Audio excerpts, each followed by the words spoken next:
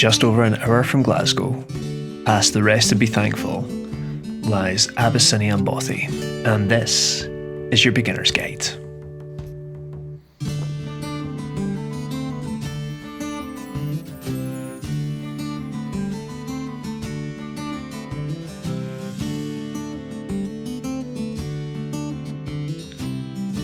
There's a free car park at Butterbridge, and the what three words for this location are scores, strongman, aside.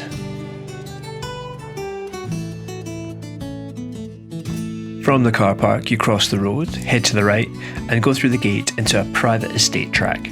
There are strictly no unauthorised vehicles allowed here.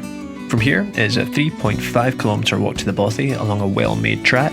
There is a burn to cross as you reach the Bothy, and this will be made difficult with rainfall and should not be attempted when the burn is in spate.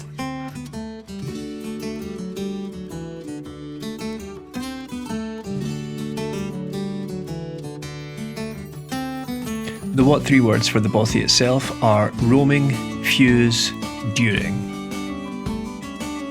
The Bothy has two main rooms and an inner porch. There are bunks for 8 people and a cooking area with a table and chairs in the main room. The main room has light tubes, which are quite effective and can save the task of working parties cleaning skylights.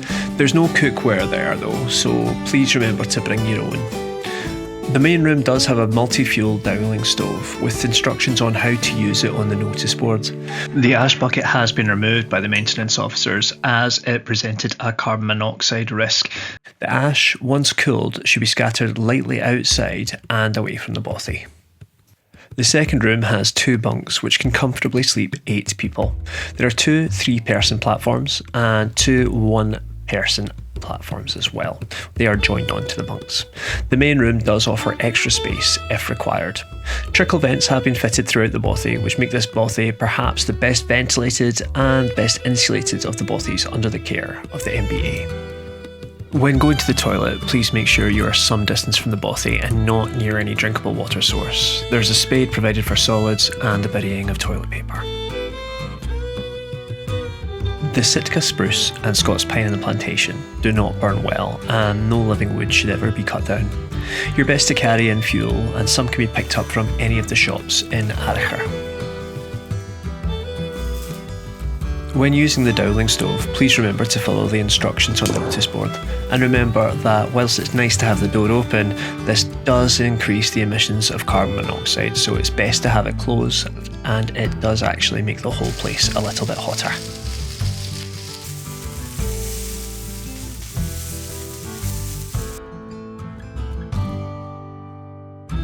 I drew my water from the burn to the left of the Bothy, as we see it here, taking care to take the water from upstream of the Bothy and not from any standing pools of water.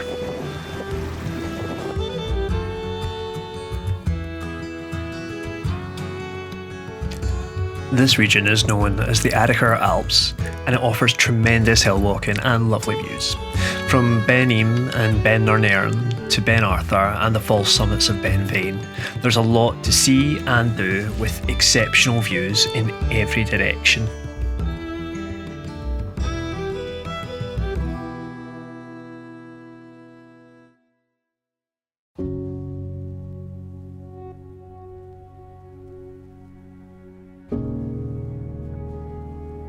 During this visit, I climbed some of the smaller hills to take in views of the lights and the wildlife, rather than perform any of the more serious climbs. And after watching some eagles and scaring off some stags, I headed back down the hill to brave the plunge pool which is right beside the Bothy.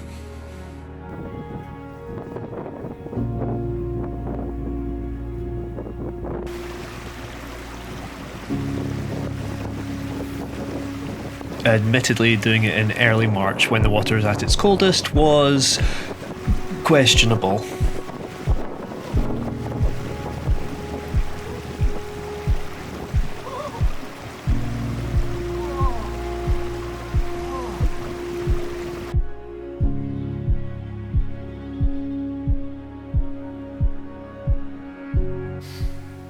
But I would sit here as the mist descended, as darkness descended, they came down together. The mist was like a scouting party, and then the darkness came down afterwards.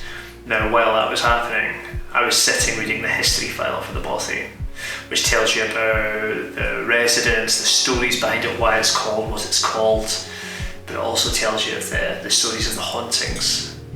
And to be reading that as this kind of wonderfully kind of narratively convenient weather descends. What an experience, like jolly good fun.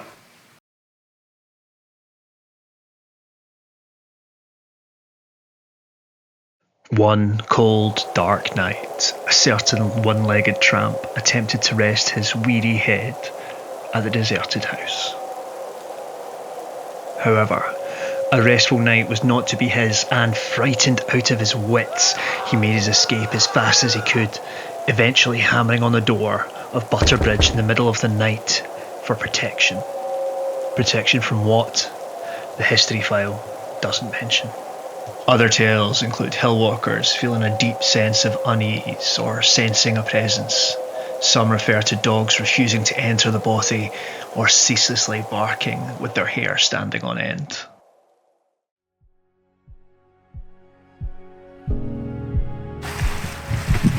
This quarry is where they got the stone for what was to become Abyssinia Bothy. You can still see the marks where they cut it out. The stone heat itself is actually gorgeous.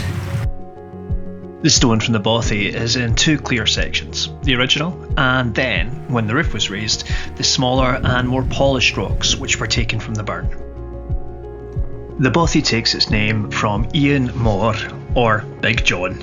The best guess from the available evidence and the timelines that we have is that he served in Abyssinia, which is modern-day Ethiopia, as a young man. It's easy to imagine how a young man from the Highlands might have been taken with a world hitherto unimaginable, one full of sights, sounds, smells, colours, and that he probably regaled his friends with tales of it ceaselessly upon his return. Abyssinia is a great Bothy for beginners. It's accessible, well looked after, has mobile signal, and a rich history to engage with. From the history of the hauntings to the rowan tree planted outside to ward off evil spirits, from the hills to climb and the peace to enjoy. This is a great first Bothy for anyone to try, and I highly recommend it. That's it for this week. The next video will be the Bothy tapes for Abyssinia, and thank you to everyone who has liked, subscribed and commented, and I'll see you next time.